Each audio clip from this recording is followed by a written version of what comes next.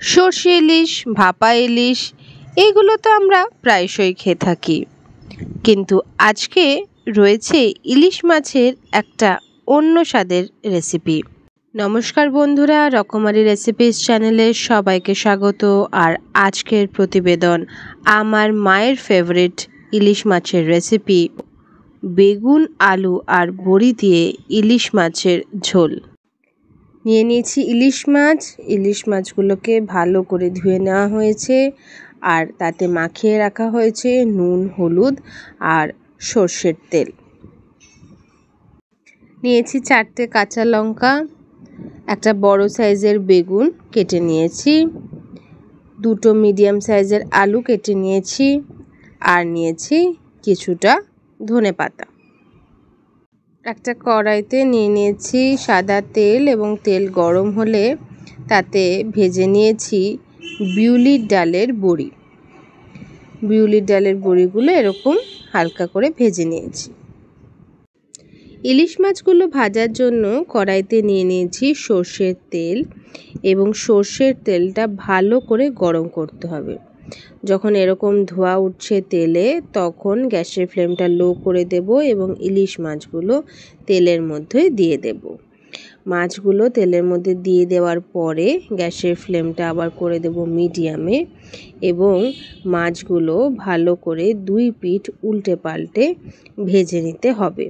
কিন্তু খুব কড়া করে ভাজবার দরকার নেই, এরকম হালকা করে ভাজলেই হবে। তবে 2 পিঠটা সমানভাবেই কিন্তু ভাজতে হবে। দেখো ভাজাটা হয়ে গেছে। এইবারে আলাদা একটা পাত্রে মাছগুলো তুলে রেখে দেব। এইবারে নেক্সট স্টেপ হলো, যেই তেলে মাছ ভাজা হয়েছে সেই তেলেই দিয়ে দিলাম 1 ছোট চামচ কালো জিরে এবং 2খানা কাঁচা লঙ্কা। একটু সুন্দর গন্ধ বেরোলে তার মধ্যে বেগুনগুলো যে টুকরো করে রেখেছিলাম সেইগুলো দিয়ে দিলাম। এই তেলে এবারে বেগুনগুলোকে একটু ভেজে নেব। একটু নাড়াচাড়া করতে হবে এবং বেগুনগুলো নরম হয়ে ভাজা অবধি অপেক্ষা করতে হবে। বেগুন ভাজা হয়ে গেলে এই দেখো বেগুনটা হয়ে গেছে, আলাদা একটা পাত্রে তুলে রেখেছি।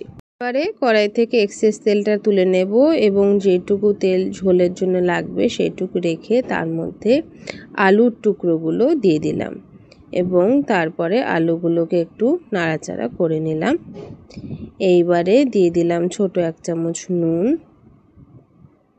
এবং ছোট 1 চামচ হলুদ। সবটা ভালো করে মিশিয়ে নেওয়া হলো এবং যতক্ষণে আলুগুলো একটু নরম হচ্ছে তারই মাঝে একটি ছোট বাটিতে নিয়ে নিলাম 1 ছোট চামচ জিরে গুঁড়ো, 1 ছোট চামচ হলুদ গুঁড়ো, 1 ছোট চামচ কাশ্মীরি লাল লঙ্কা গুঁড়ো, 1 ছোট চামচ ধনে গুঁড়ো এবং একটু জল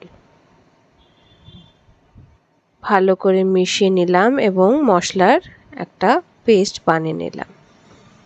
এবার আলুগুলো একটু ভাজা ভাজা হয়ে নরম হয়ে এসছে, এর মধ্যে দিয়ে দিলাম টমেটো কুচি। আবার সবটা ভালোভাবে নাড়াচাড়া করে নিতে হবে।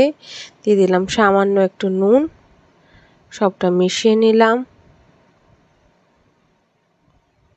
এইবারে মশলার যে পেস্টটা বানিয়েছিলাম সেটা দিয়ে দিলাম।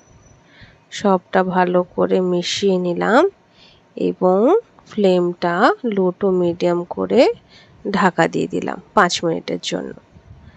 5 মিনিট পরে ঢাকাটা খুললাম, দেখব তেল ছাড়তে শুরু করেছে সাইড থেকে। সবটা ভালো করে মিশিয়ে নিলাম।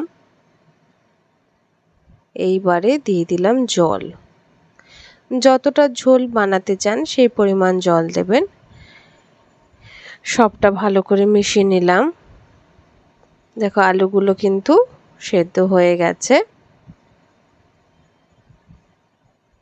আর একটু জল দিয়ে দিলাম। সবটা ভালো করে মেশানো হয়ে গেছে। এইবারে যখন এরকম ফুটতে শুরু করবে, ফ্লেমটা একটু বাড়িয়ে দেব। এরকম ফুটতে যখন শুরু করবে তখন বেগুনের টুকরোগুলো দিয়ে দিলাম, যেগুলো আগে ভেজে রেখেছিলাম সেগুলো দিয়ে দিলাম এবং দিয়ে দিলাম মাছের টুকরোগুলো। ভালো করে সবটা মাছ কিন্তু ঝোলের মধ্যে যাতে ডুবে থাকে এইভাবে সবটা মিশিয়ে নিলাম। এইবারে ঢাকা দিয়ে রাখতে হবে 5 থেকে 7 মিনিট। 5 থেকে 7 মিনিট পরে ঢাকনাটা খুললাম। আবার একটুখানি মাছগুলো ওলটপালট করে নিলাম। এইবারে উপর থেকে বড়ি যে ভেজে রেখেছিলাম আগে সেটা দিয়ে দিলাম। ভালো করে মিশিয়ে নিলাম। এই পুরো সময়টাই কিন্তু ফ্লেমটা থাকবে লোতে। এইবারে দিয়ে দিলাম ধনেপাতা। এইবারে গ্যাসটা বন্ধ করে দেব এবং ঢাকা দিয়ে 10 মিনিট রেখে দেব। 10 মিনিট পরে ঢাকা খুলেই পরিবেশনের জন্য তৈরি ইলিশ মাছের এই সুস্বাদু বেগুন দিয়ে, আলু দিয়ে আর বিউলির ডালের বড়ি দিয়ে ঝোল। রান্নার সময় 2টো কাঁচা লঙ্কা দিয়েছিলাম, এইবারে পরিবেশনের সময় বাকি 2টো কাঁচা লঙ্কা দিয়ে দেব। ভিডিওটি সম্পূর্ণ দেখার জন্য অসংখ্য ধন্যবাদ। আশা করি রেসিপিটা আপনাদের খুবই ভালো লেগেছে।